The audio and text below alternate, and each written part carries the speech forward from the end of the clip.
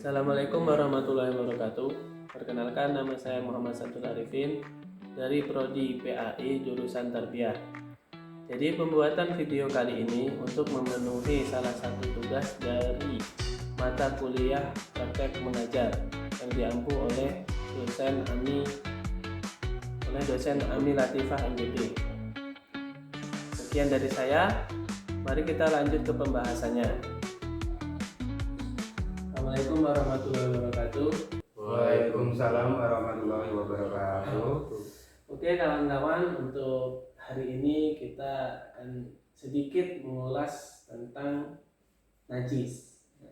Najis itu menurut bahasa bisa diartikan kotor atau kotoran. Menurut syara itu sesuatu yang harus dibersihkan untuk kita melakukan ibadah seperti sholat dan lain-lain. Nah, jadi najis itu dibagi menjadi 3, yaitu najis ringan, sedang, dan najis berat. Nah, untuk yang pertama yaitu najis ringan atau bisa disebut dengan najis mukhaffafah. Nah, contohnya najis mukhaffafah itu adalah kencing bayi laki-laki yang belum meminum ASI dan belum berumur lebih dari 2 tahun. Nah, gimana sih cara membersihkannya? Cara membersihkannya yaitu dengan cara menyipratkan air yang suci ke najis tersebut atau ke air kencing tersebut. Itu cukup dicipratkan saja, tidak perlu sampai mengalir atau berlebihan. Intinya cukup dicipratkan saja. Nah, untuk yang kedua itu najis sedang atau najis mutawasito ya.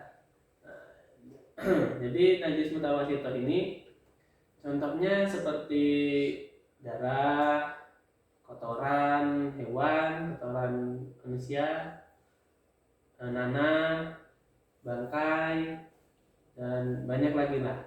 Nah, jadi untuk di bangkai ini ada khusus, ada 3 bangkai yang tidak najis. Ada yang tahu? Saya Pak, satu tahu. Nah, apa itu? Ikan. Iya, ikan. Yang pertama ikan. Yang kedua kalau nggak salah belalang ya Pak ya. boleh. Yang kedua belalang, lalat, ngengat, ya apalagi ya, banyak lah intinya. Nah, terus yang ketiga ini anak Adam atau manusia. Maksudnya bukan anaknya Adam ya, bukan anaknya Adam, tapi manusia, kita ini, bukan anak Adam. Terus yang ketiga yaitu najis berat atau najis mukhalado. Nah, najis mukhalado contohnya itu seperti anjing dan babi dan keturunannya atau yang keluar dari salah satu anjing dan babi tersebut. Nah, gimana sih cara mensucikannya? Cara mensucikannya ada yang tahu? Belum. Jadi untuk mensucikan najis berat atau najis mukhalado, najisnya anjing, babi, dan keturunannya tersebut itu kita basuh menggunakan air yang suci mensucikan sebanyak 7 kali 7 kali bilasan. Nah, di salah satunya itu diselipkan debu atau tanah yang suci. Nah, itu terserah mau di tengah atau di dekat akhir. Ya, tapi enaknya sih di tengah, ketiga atau keempat. Nah, dari ketiga najis tadi, apakah ada pertanyaan yang di benak Anda? Tadi Bapak belum menjelaskan cara mensucikan najis mutawasito Pak. Oh ya, jadi untuk mensucikan najis mutawasito itu dengan cara yang pertama itu, semisal ada najis, enaknya najis tai cicak. Nah, itu kita gunakan tisu atau kardus atau apalah, yang penting kering. Nah, itu kita ambil tisu tadi kan. Nah, misal di sini najisnya, kita ambil tisu, kita ambil najisnya, kita buang, diosek-osek dikit. Nah, di apa ya namanya? diosek-osek. Osek-osek itu tadi ya. Ya intinya sampai bersih lah, sampai hilang bentuk sama warna, bau. Nah, itu. Terus sudah dibersihkan sama tisu tadi. Nah, sudah dibersihkan sama tisu tadi, kita ambil air yang suci. Yang suci mensucikan. Itu kita siram. Setelah kita siram, kita geser. Apa namanya ya, gitulah ya intinya. Setelah disiram itu kita gitu dikit supaya airnya mengalir.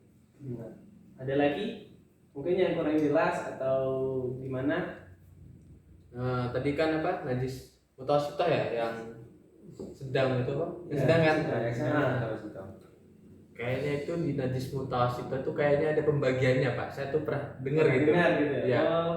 Tolong dijelaskan itu. Nah, itu ada dua itu. Jadi najis mutawasithah itu dibagi lagi menjadi dua. Yang pertama itu najis mutawasithah ainiyah dan hukmiyah. Nah, jadi di situ pembagiannya di dua itu, ainiyah sama hukmiyah. Yang pertama itu ainiyah. Maksudnya ainiyah itu apa sih? Ainiyah. Maksudnya ainiyah itu kan kalau menurut secara bahasa itu ain itu mata. Berarti mata itu untuk melihat. Nah, jadi ainiyah itu najis yang terlihat. Maksudnya najisnya itu terlihat, ya jelas lah. Misalnya kayak tadi kan, terlihat cicak itu tadi, terlihat. Nah, itu namanya najis ainiyah. Cara mencucikannya ya kayak tadi. Terus yang kedua itu hukmiyah. Jadi hukmiyah itu hukumnya saja. Maksudnya hukumnya saja dia tidak terlihat, cuman hukum ada bekas najis, cuman kayak sudah nggak ada gitu. Gimana ya? Ya cuman berarti bentuknya tuh udah nggak ada, cuman kayak kelihatan apa kayak bekasnya gitu lah ya. Bekasnya ya lebih ke hukumnya aja sih. Kalau kan kelihatan tadi kan ainnya. Ya. Nah, ini kan hukumnya saja. Berarti najis tersebut tidak ada, tapi di tempat tersebut masih najis. Masih najis. Ada hukumnya najis. Nah, di situ. Nah, intinya ya gitulah kurang lebihnya. Ada lagi kah pertanyaan selanjutnya yang masih bingung atau gimana? Atau apa gitu? Saya pernah dengar Pak. Nah, ini kalau kita memegang bulu anjing. Nah, kalau kita sama-sama kering, tangan kita kering, terus bulu anjingnya itu kering, itu katanya nggak najis Pak. Itu benar apa enggak? Oh, itu misalnya anjing kita pegang tapi sama-sama kering gitu ya posisi.